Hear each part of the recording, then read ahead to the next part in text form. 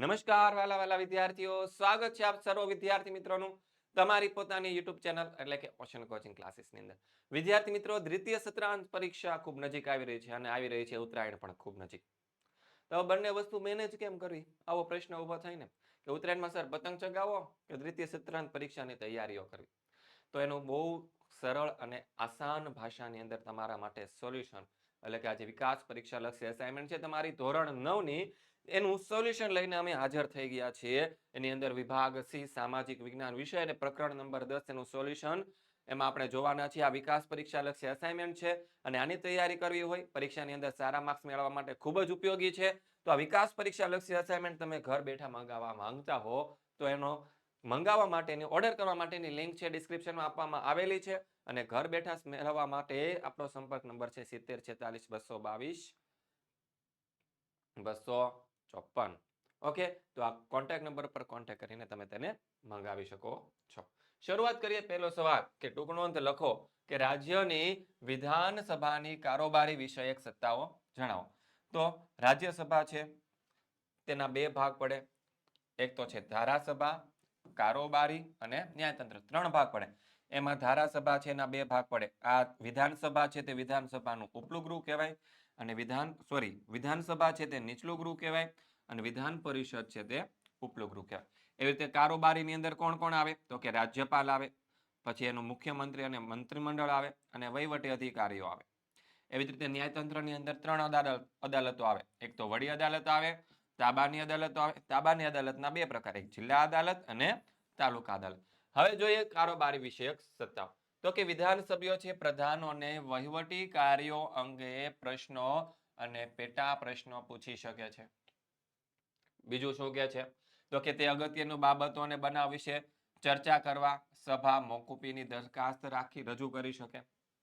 પછી શું છે તો કે તે પ્રધાનમંડળ ઉપર અવિશ્વાસનો ઠરાવ પસાર કરી તેને રાજીનામું આપવાની પણ ફરજ પાડી શકે.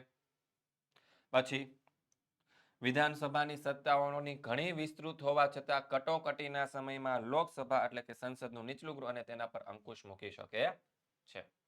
જોઈએ આગળ. બીજો સવાલ કે રાજ્યસભાની ઉપયોગિતા અને મર્યાદાઓ લખો.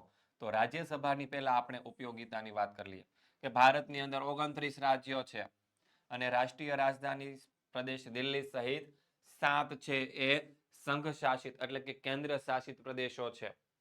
ભારતની સંસદ છે એ દ્વિગૃહી છે. કયા કયા દ્વિગૃહ છે તો કે ઉપલું ગૃહ અને નીચલું ગૃહ. ઉપલા ગૃહને કહેવાય રાજ્યસભા. શું કહેવાય તો કે રાજ્યસભા કહેવાય અને નીચલા ગૃહને શું કહીએ છીએ આપણે લોકસભા કહીએ છીએ. ઓકે, તો આ દ્વિગૃહી છે. પછી રાજ્યસભા જે છે એ ભારતીય સંપના રાજ્યનું પ્રતિનિધિત્વ ધરાવતું સંસદનું શું છે ઉપલું ગૃહ છે.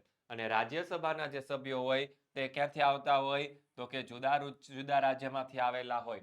તેમના રાજ્યના લોકોની ઈચ્છાઓ, માંગણીઓ, પ્રશ્નો અને સમસ્યાઓ વગેરેને સારી રીતે એ લોકો સમજી શકે છે અને ગૃહમાં તેની સારી રીતે શું કરી શકે છે રજૂઆત કરીને લોકોને ન્યાય અપાવી શકે છે અને રાજ્યસભાની ઉપયોગિતા દર્શાવે છે.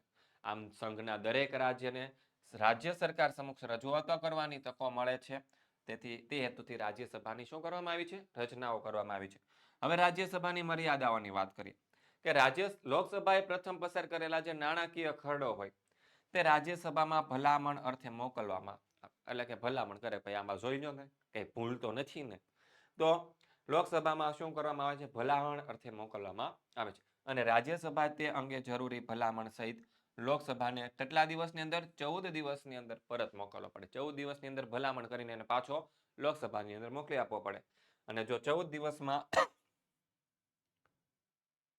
જે નાણાકીય ખરડો હોય તે લોકસભામાં પસાર ન કરવામાં આવે તો તે નાણાકીય ખરડો છે તે રાજ્યસભામાં શું ગણવામાં આવે પસાર થઈ ગયેલો છે તેવું માની લેવામાં આવે.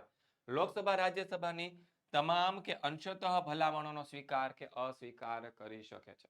એટલે કે રાજ્યસભાની અંદરથી જે કંઈ પણ ભલામણો આપવામાં આવી હોય નાણાકીય ખરડાની અંદર તે લોકસભા છે એનો અંશતઃ એટલે કે થોડો ગમતો સ્વીકાર કરે અથવા તો અસ્વીકાર કરીએ કે ભાઈ અમારે નથી કરવું, જાઓ તમે ભલે ભલામણ કરે મને યોગ્ય લાગતો નથી તો ના પણ કરી શકે. એટલે કે રાજ્યસભાએ સૂચવેલી જે ભલામણોનો લોકસભામાં સ્વીકાર કરે તો બંને ગૃહોમાં સુધારેલો ખરડો પસાર થયેલો ગણાય છે. પરંતુ રાજ્યસભાની ભલામણો હોય એનો લોકસભા અસ્વીકાર કરે તો લોકસભામાં ફરી મૂળ સ્વરૂપે પસાર કરે તો નાણાકીય ખરડો બંને ગૃહોમાં શું ગણાય છે? પસાર કરાયેલો ગણાય છે. આમ નાણાકીય બાબતોમાં શું છે? રાજ્યસભાની સત્તાઓ કેવી છે? મર્યાદિત છે. ત્રીજો સવાલ છે કે રાષ્ટ્રપ્રમુખની ધારાકીય સત્તા અને કારોબારી વિષયક સત્તાઓ જણાવો. તો આપણે પહેલા જોઈએ ધારાકીય સત્તા. કે રાષ્ટ્રપ્રમુખ છે તે સંસદની બેઠકો બોલાવી શકે છે. એટલે એને મન ફાવે ત્યારે, મજા આવે ત્યારે સંસદના બંને ગૃહોને જે સભ્યો હોય, સંસદ સભ્યો, એને કહે આવી જાજો ભાઈઓ, આપણે સત્ર બોલાવવાનું છે, સંસદ સભા બોલાવવાની છે. એટલે કે રાજ્યસભા કે સંસદ સભા. પછી મુલતવી રાખવાની, એટલે કે આજે સંસદનું સત્ર બોલાવ્યું હોય તો રાષ્ટ્રપતિને એમ લાગે કે આજ ભાઈ મને મજા નથી, ભાઈ આજે આપણે આ સત્ર નથી ગોઠવવું, તો કે આજ ભાઈ રજા, છૂટી જાઓ, મોજ કરો. એટલે કે મુલતવી રાખવાની. અને લોકસભાને શું કરે છે? બરખાસ્ત કરવાના. એટલે કે ચાલુ સત્ર હોય, લોકસભાનું સત્ર ચાલતું હોય, બેઠકો બોલાવેલી હોય અને એમાં કોઈ આડાઅવળો થાય, જેવી રીતે તમારા ક્લાસરૂમની અંદર શું થતું હોય, કોઈ વિદ્યાર્થી આડાઅવળો થતો હોય તો શિક્ષક છે અને ક્લાસની બહાર કાઢી મૂકે ને, અથવા તો લેક્ચર લેવાનું જ બંધ કરી દે, ભાઈ આજ હું નહીં ભણાવું, આવું કરતા હોય ને, તો રાષ્ટ્રપ્રમુખ પણ એવું કરી શકે કે આજની જે રાજ્યસભા છે કે લોકસભા છે એની અંદર કોઈક આડાઅવળું થતું હોય, વધારે હુવા કરતા હોય, તો એ સત્રને બરખાસ્ત કરવાની સત્તા પણ ધરાવે છે. પછી શું છે? તો કે સાહિત્ય, શિક્ષણ, વિજ્ઞાન, કલા, સમાજ સેવા વગેરે ક્ષેત્રની અંદર જે 12 નામાંકિત વ્યક્તિઓ, એટલે કે આ બધા ક્ષેત્રની 12 અલગ અલગ ક્ષેત્રની અંદર જે સર્વોચ્ચ પદ ઉપર સારામાં સારા શ્રેષ્ઠ વ્યક્તિઓ હોય ને, એવા વ્યક્તિઓની રાજ્યસભામાં શું કરે છે? નિમણૂક કરે છે. અને લોકસભાની અંદર એંગ્લો ઇન્ડિયનને પૂરતું પ્રતિનિધિત્વ ન મળ્યું હોય ત્યારે એ વર્ગના 2 પ્રતિનિધિઓ નિમવાની રાષ્ટ્રપ્રમુખને સત્તા છે. એંગ્લો ઇન્ડિયન એટલે કે મૂળ ઇંગ્લેન્ડના હોય પર ભારતમાં આવીને વસતા હોય એવા લોકો રાજ્યસભાની અંદર 2 એવા વ્યક્તિઓ બેઠેલા હોય તો એને નિમવાની સત્તા ધરાવે છે. પછી સામાન્ય ચૂંટણીઓ પછી સંસદના બંને ગૃહોનું તે ઉદ્ઘાટન કરે. એટલે કે સામાન્ય ચૂંટણી થઈ જાય પછી સંસદના બંને ગૃહો, કયા બંને ગૃહો? લોકસભા અને રાજ્યસભા જે છે એના બંને ગૃહો જે હોય ને એનું ઉદ્ઘાટન કરવાનું. એટલે કે શરૂઆત રાષ્ટ્રપતિ કે હું આવીશ ભાઈ, ઉદ્ઘાટન કરવા કોણ આવીશ? હું આવીશ એવું કે. તો કે ઉદ્ઘાટન કરવાની. તેમજ દર વર્ષે સંસદની પ્રથમ બેઠક સમયે તે બંને ગૃહોની સંયુક્ત સમૂહ સમક્ષ અભિભાષણ પ્રવચન કરે છે. એટલે કે દર વર્ષે જ્યારે પહેલી વાર સત્ર ભરાય ત્યારે છે રાષ્ટ્રપતિ શું કરે છે? બંને ગૃહોને એક સાથે બોલાવે. કયા બંને ગૃહ? લોકસભા અને રાજ્યસભાના બધા સભ્યોને એક સાથે બોલાવે, આવી જાજો ભાઈઓ. અને પછી એની સમક્ષ શું કરે છે? સભા કરે છે, એટલે કે પ્રવચન કરે છે. પછી સંસદ ગૃહો પસાર કરેલા ખરડાઓ રાષ્ટ્રપ્રમુખની સહી વિના કાયદા બની શકતા નથી. રાષ્ટ્રપ્રમુખની સહી ન થાય ત્યાં સુધી આ કાયદાઓ બની શકે નહીં. નાણાકીય ખરડા સિવાયના, શું છે? નાણાકીય ખરડા સિવાયના ખરડા રાષ્ટ્રપ્રમુખ પુનર્વિચારણા માટે સંસદને શું કરે છે? પરત મોકલી શકે છે.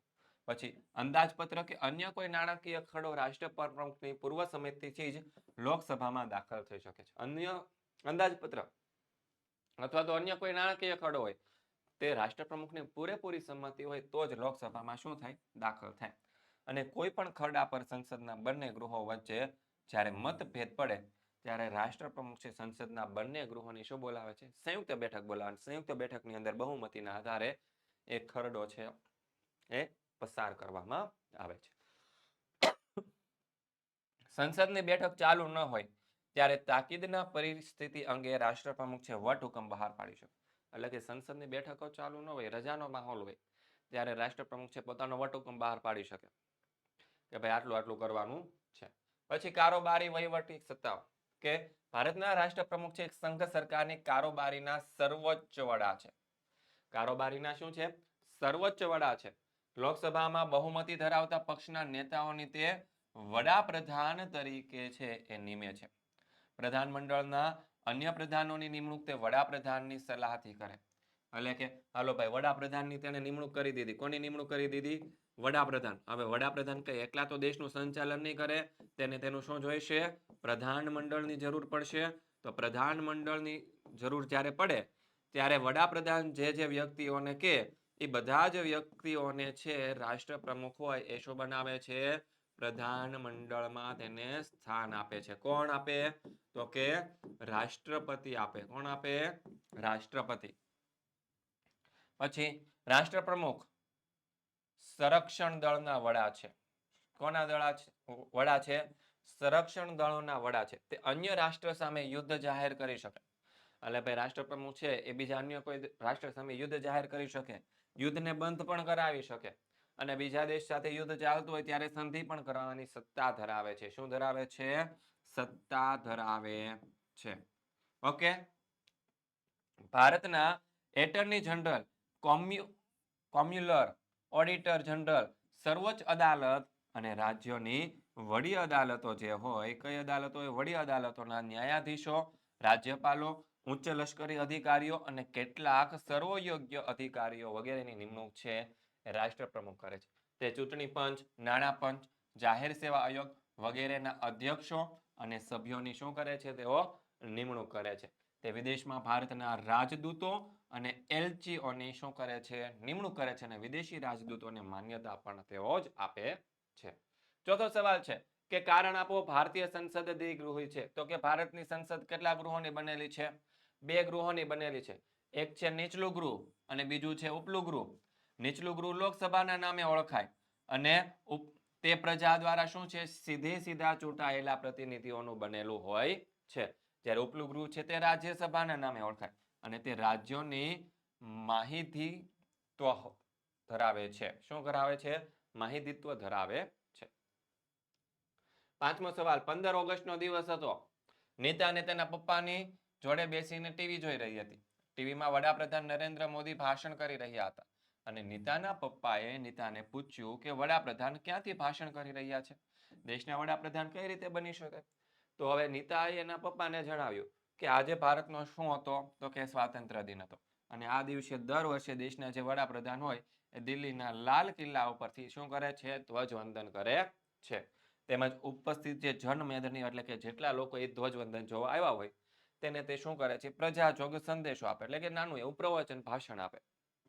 અને દેશના વડાપ્રધાન બનવું હોય તો શું છે? દેશના લોકસભાની ચૂંટણી થાય ત્યારે રાષ્ટ્રીય પક્ષમાંથી સંસદ સભ્ય બનવાની લાયકાત સાથે ઉમેદવાર બનીને ચૂંટાઈ આવવું પડે. એટલે કે ચૂંટણીની અંદર ઊભું રહેવું પડે. લોકો તમને મત આપે પછી તમે વડાપ્રધાન બની શકો. જો તેમનો પક્ષ લોકસભામાં સ્પષ્ટ બહુમતી મેળવે, કેવી બહુમતી મળે? સ્પષ્ટ બહુમતી એટલે કે ચોખી બહુમતી મળે તો તે પક્ષના સર્વસામાન્ય નેતા તરીકે સ્થાન મેળવવું પડે.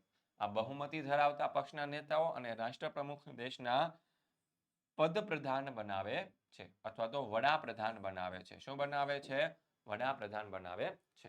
તો વિદ્યાર્થી મિત્રો, આપણો આજે સામાજિક વિજ્ઞાન વિષય છે તેના વિશે વધારે માહિતી મેળવવી, અપડેટ મેળવવી હોય તો શું કરવાનું છે? આપણા વોટ્સઅપ ગ્રુપની અંદર તમારે જોડાઈ જવાનું છે. કોન્ટેક્ટ નંબર તમને અહીં આપવામાં આવેલો છે 70 46 22 22 54. આ કોન્ટેક્ટ નંબર ઉપર કોન્ટેક્ટ કરીને તમે વધારે માહિતી મેળવી શકો છો. તો વિદ્યાર્થી મિત્રો, આવા જ એક નવા વિડીયો સોલ્યુશન સાથે ફરી મળવાના છીએ. ત્યાં સુધી આપ સર્વ વિદ્યાર્થી મિત્રોને જય હિન્દ, જય ભારત, જય જય ગરવી ગુજરાત.